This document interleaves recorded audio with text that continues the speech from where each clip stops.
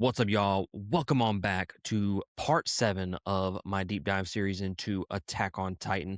While this is not the final episode of this Attack on Titan deep dive series, this is the final episode discussing each individual season and or part of the series. And while the next few episodes after this one will be kind of diving into the series at large, this episode, I'm going to be diving into the final chapters, part 2, the hour and a half last episode, the very end of Attack on Titans. If you have not caught up with this deep dive series, there's a link right here, somewhere up there, that you can click, and it'll take you to the playlist of all the episodes of this deep dive series that we have released so far. So if you have not caught up through the entire series of Attack on Titan, this is your moment. This is your chance to push pause and then come back once you have caught up, because I will be talking full spoilers from this point forward. We could be talking about anything and everything related to the series. This is a series that you definitely do not want anything spoiled for you if you decide to go into it completely blind. But with all that being said, it's time to jump into the final chapters, part 2, the conclusion of our story. So, as with all the other episodes that I've done, we're going to be diving into some of the individual characters of this particular chapter. And while I am not going to be discussing every single character in the final chapters, we are going to be kind of hitting some of the major characters, spending a lot of time on that, and then some of the, I don't want to say minor characters, but some of the characters that didn't get the limelight so much. I'm going to be doing some quick hitters on those. But if for some reason I don't talk about your favorite character on this episode or some of the previous episodes, fear not, because there's a chance we will talk about them at some point throughout this deep dive series. There's still several episodes left to go, so we will talk about every character at some point, I promise you. Now, that's enough of all that. Like we've done with all of the other deep dive episodes, I'm going to be diving into Eren first, because he's really just the de facto main protagonist slash antagonist of Attack on Titan. So with the final chapters part 2, it is revealed that he did everything to Mikasa and Armin to push them further and further away, that he needed to be the ultimate villain so that when they went against him, the world wouldn't see parody as the monsters that they have been portrayed. And even if they did see them as devils, 80% of humanity would be gone, so they wouldn't be able to retaliate anyways. And that his friends would be seen as the saviors of humanity. There's so much conflict in Eren, not only throughout the entire 4th season, but in this particular chapter, we get more insight into his decisions at the end. And it just validates how much of a complicated and complex character he really is. He tells Mikasa to forget about him, but the real truth is he never wants her to forget about him, and he wants her to mourn him and not find anyone else for at least 10 years. So he wishes more than anything that they could spend the rest of their lives together, but he's being pulled to do the rumbling and flatten the earth. Eren craves freedom, and ultimately that is his worst enemy, someone he hates most, a slave to the freedom. And that's kind of what the overall theme of this particular chapter is realizing and contextualizing how much of a slave he is to Ymir and the cost of freedom. But in the end, you may find yourself questioning, what was the point of this series? Why did Eren do the rumbling? And if the story ends with war continuing in the future, what was the overall point? I think the whole point was where it all started. Eren said from the very beginning that he wanted to kill every last Titan. And in the end, by pushing everyone away, that caused Mikasa to kill him and break that bond that King Fritz had on Ymir. And eventually all Titans were killed. So that is the point of the entire series, is to kill all the Titans. So he set it off what his goal was from day one, which was to kill all of the Titans. And we have finally reached that. To me, it makes it one of the best endings of all time. I know there were some rumors out there when they were making the final 2 chapters that maybe, just maybe, they were going to change the ending up a little bit, but for the most part, it's a 1-to-1 to the actual manga. So I am not upset by the ending. I think the ending fit perfectly with the series. And let's be honest, I don't know if there's another way that this show could have ended. There's no way that this show could have ended on a happy note. There was no point in this series where it was all happy-go-lucky. Nothing that said there is a happy ending for all of these characters when it's all said and done. You never really got those vibes throughout all these episodes, throughout all the chapters. So this was the only way that it could happen. It's kind of like I use Breaking Bad as an example because the very end of Breaking Bad is okay. Like, how are we going to get to that point? But more so, is there really a different ending that we could have gotten in Breaking Bad? I don't think it could have ended any differently. I think if you did something differently, I'm looking at you, Game of Thrones, who tried to go a completely different direction with all the characters and that ending specifically. So this, to me, Attack on Titan really nails the ending. Yes, it's one of those endings that you kind of see coming, and that's fine.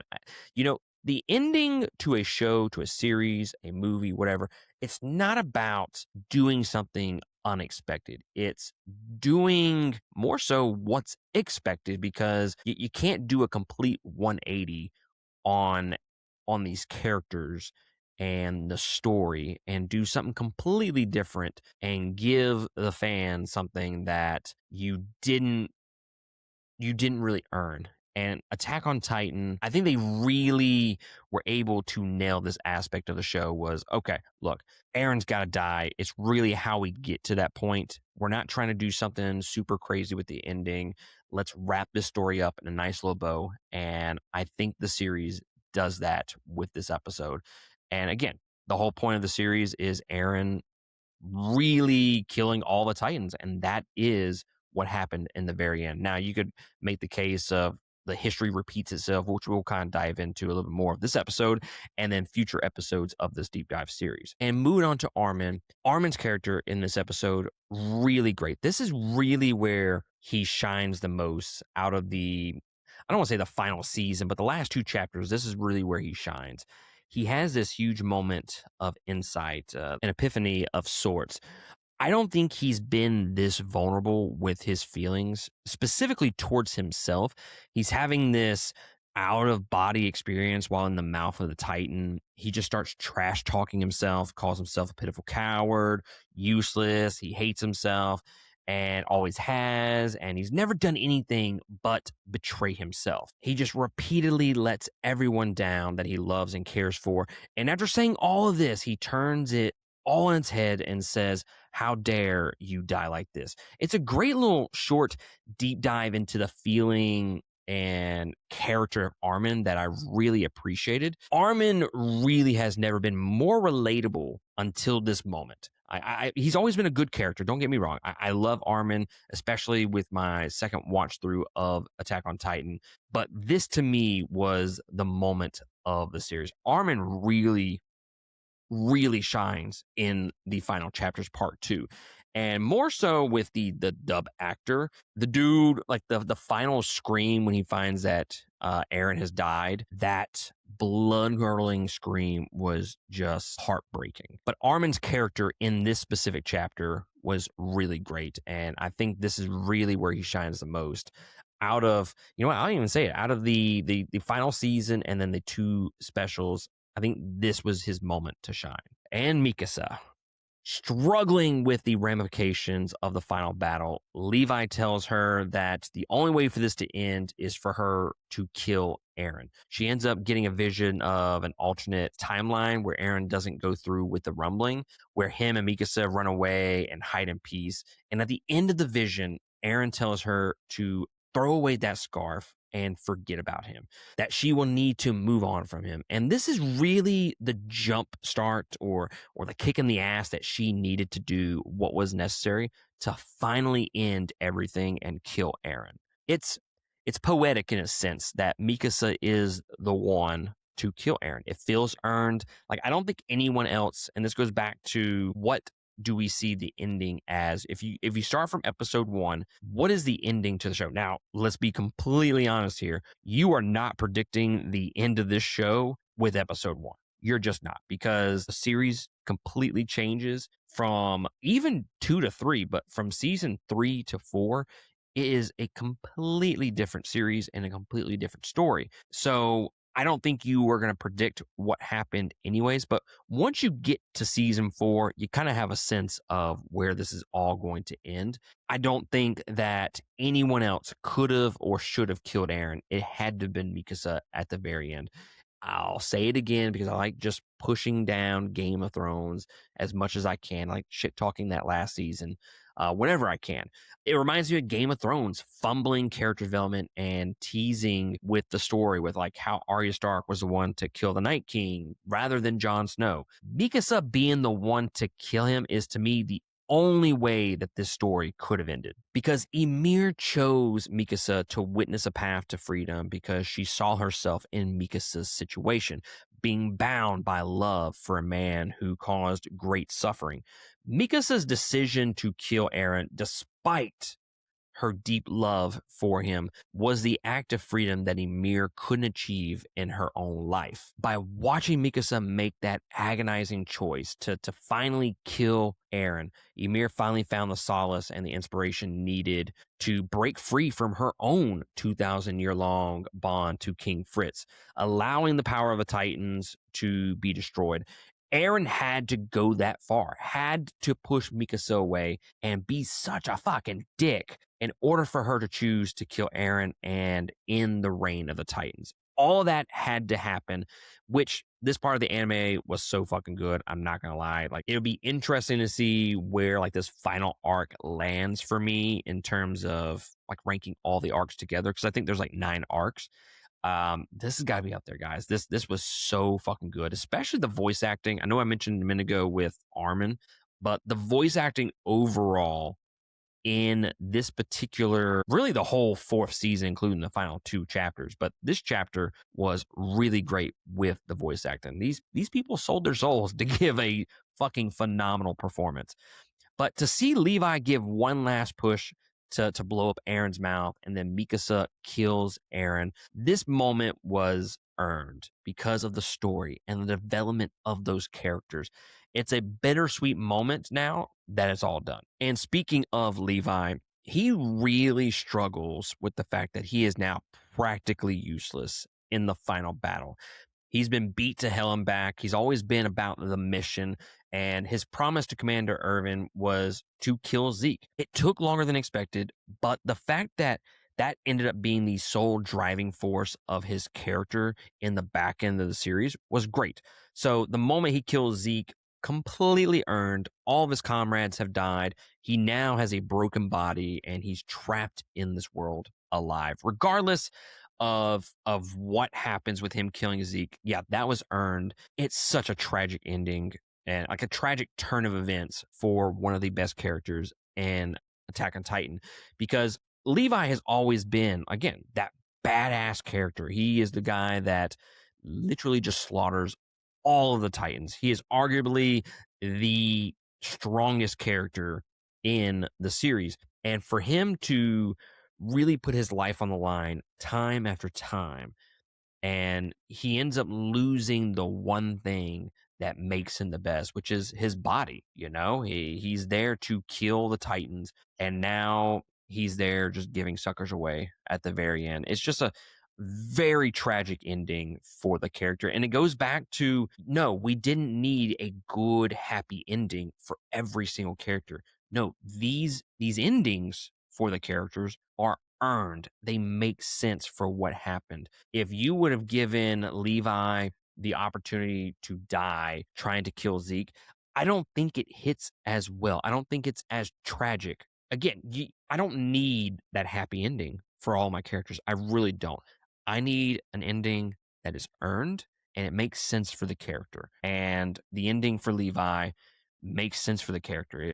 It's heartbreaking to see one of the strongest characters, a guy that sits in a chair giving out suckers to kids. That is just crazy turn of events, and it's tragic, honestly.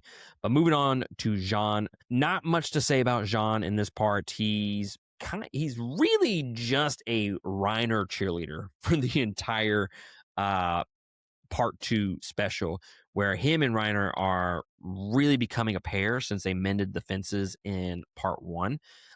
He went into this battle with the understanding that he will most likely die, but he's going to do everything that he can to stop Eren. Now, he has some really good emotional moments with him trying to come to terms with killing Eren and everything that's happened to him and his friends. But for the most part, he's really there as a cheerleader for Rhino, because that dude, every 5 seconds, he is screaming his name trying to save him. And I'm not mad at it, okay? Not a complaint whatsoever. Really fucking dig it. The last character that I want to talk about, and I really haven't talked about him too much over the course of this deep dive series, so I want to talk about him for just a second.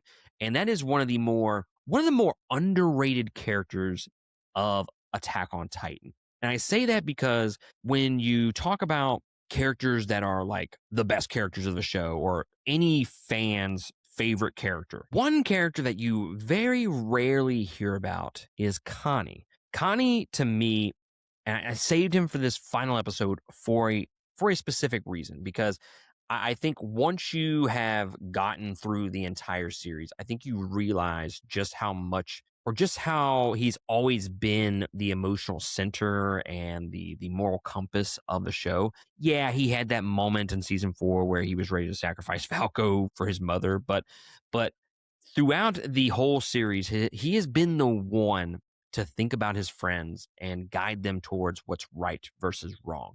So while he doesn't have some groundbreaking arc throughout the series, we absolutely need him in this show. I really loved the trio of Connie, Jean, and Sasha. They were such a wholesome pair together. It makes sense that them three were friends, and Connie is right there in the center of it all.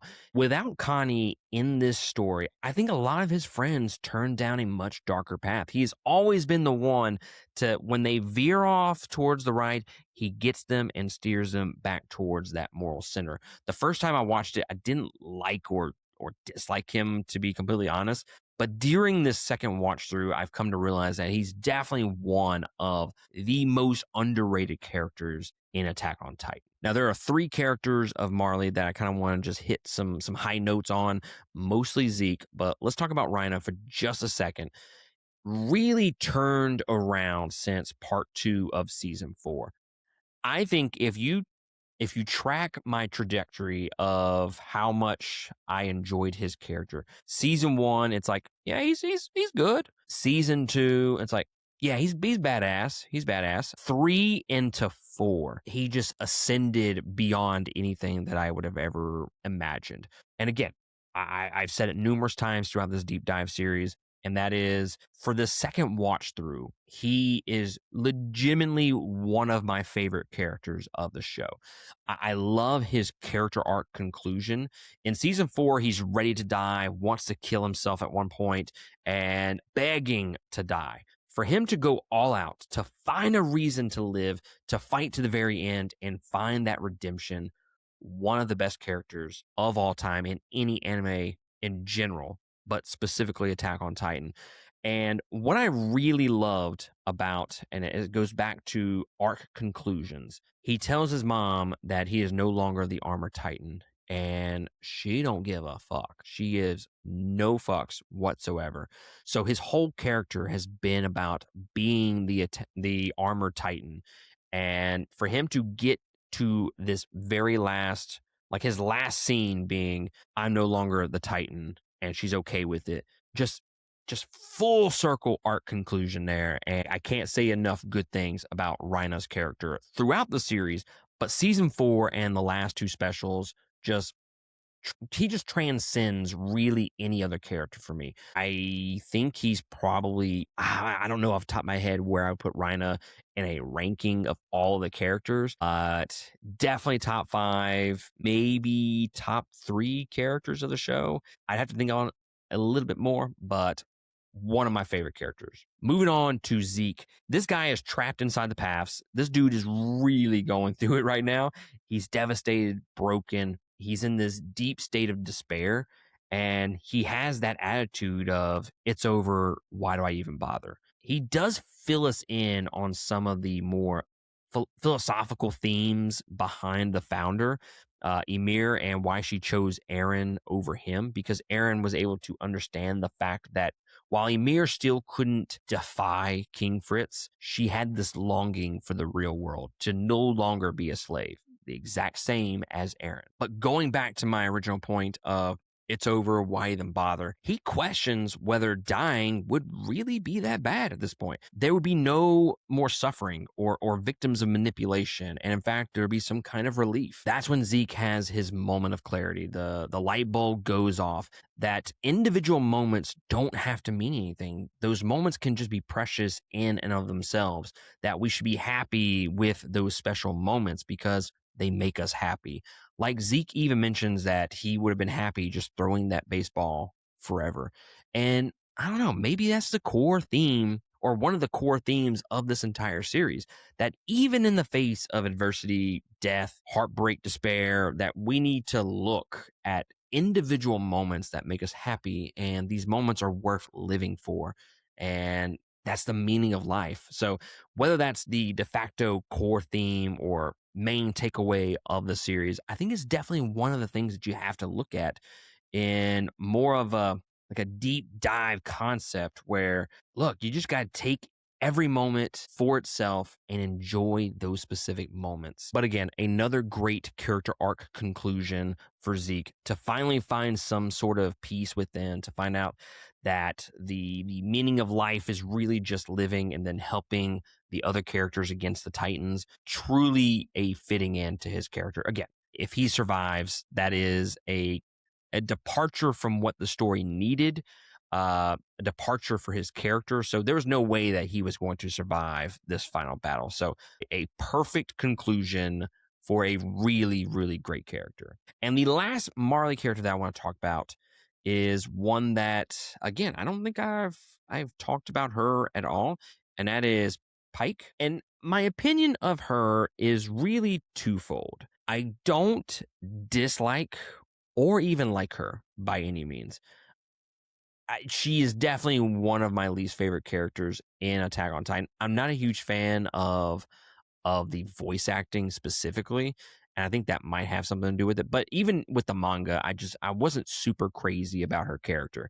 But I will say this: once she joined up with Mikasa, Armin, Jean, and the others, I did start liking her more. So really, part 2, the very end of the show, was really where I was like, okay, like I don't hate you. But like season 4, part 1 of the final chapters, okay, like again, I could take her or leave her, but in terms of just how much I liked her, like she was okay. There's nothing really there to write home about with her.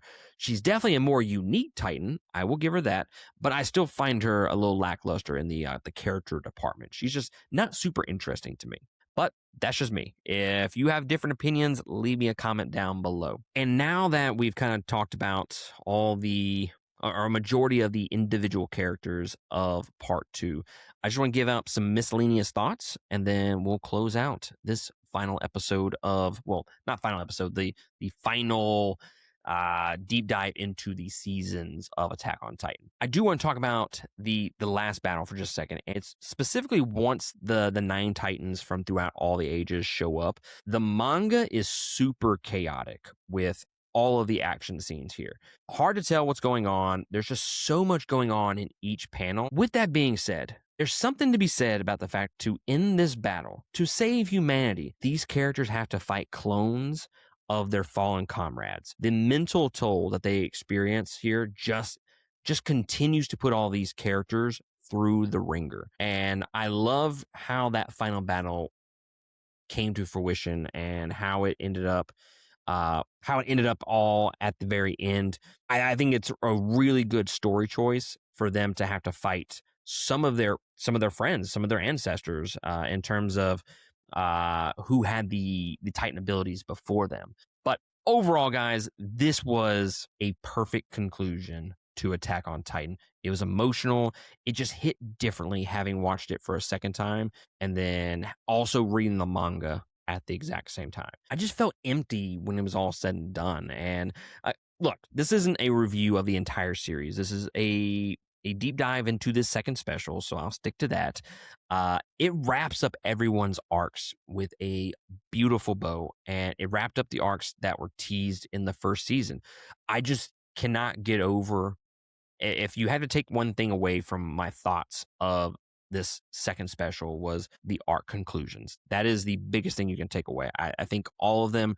I don't know of a single character that had a terrible conclusion to their arc. I just can't get over how they wrapped up the storyline for Eren. And even after all of that, the world is still eventually reverted back to war, to killing. What does the very end mean? A young boy with his dog walking into that hole in the tree. Does this mean the cycle can never truly be broken? Will the boy come in contact with the founder and start this story all over again? It's a cycle of revenge. This whole series has been a circle. There are so many thoughts and theories about what the end means and whether or not Eren was right in his plan. With that being said, we are going to dive into that next week on part 8. I'm super excited for part 8, guys. I'm bringing in Corey, I'm bringing in Brayson and Chris Norman, and we are going to deep dive into the theories and just how much we love Attack on Titan. So go ahead and hit that like, subscribe button, hit that notification bell, and that'll tell you when the next part of this deep dive series is released. What are your thoughts on the final chapters, part 2, the epic conclusion to Attack on Titan? Leave me a comment down below on what you thought about this series so far, or even just Attack on Titan, where it ranks among your favorite anime of all time. Leave me a comment down below. And guys, with that being said, that's going to be it for me. I will catch y'all next time on the next episode. Laters.